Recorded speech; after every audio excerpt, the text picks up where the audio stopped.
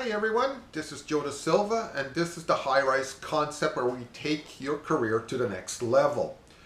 It's the end of March. A lot of things happen towards the end of March. First days of spring are here, snow starting to recede in some areas. Here in the lower mainland of Vancouver, we've got cherry blossoms out for almost a month. Crocuses are starting to poke out from the lawn and the gardens. But I want to talk to you today about what else happens at the end of March. It's the end of the first quarter. How are you feeling right now?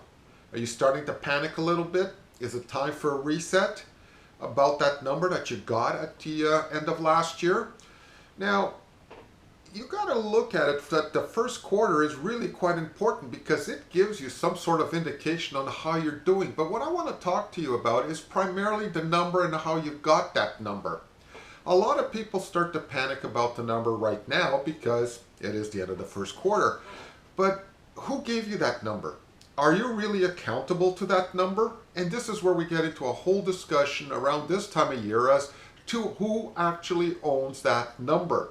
Was that number just arbitrarily given to you and you were told to go out and get that number without any kind of discussion, any kind of feedback as to how you felt about getting that number? You see, unless you really agreed to the number, how can you be held accountable to it?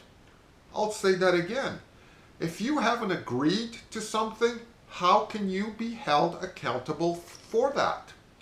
Now, it's probably too late this year because you've already, by the sense of being quiet about it, accepted a number. But think about this the next time that your numbers have to be set. If you do not agree to a number, it is within your right to just come out and say, you know what, I think we need to have a discussion on this number. Used to have a manager that he'd give me a number and then I'd look at it and I go, okay, I can sign off on that number. Or, hey, can we talk about this because a lot of stuff has changed in the territory that you may not be aware of, and I think that number is a little unfair. We'd have an open discussion, but at the end of the day, I always agreed with the number and I signed off on the number, and therefore that made me accountable to the number. Unless you agree to something, how can you be held accountable to it? Now, what we do at the High Rise Concept, we actually go through a whole set of process that gets you into that kind of conversation with your manager or the boss as to what is a legitimate number and what can you do in order to be able to be held accountable to that number.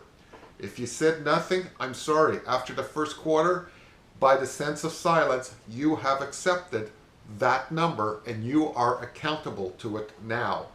Let's change that for next year.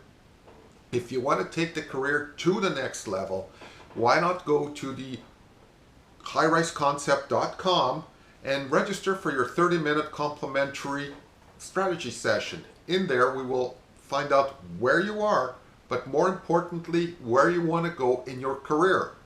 Remember, accountability works both ways. You cannot be held accountable unless you've agreed to it.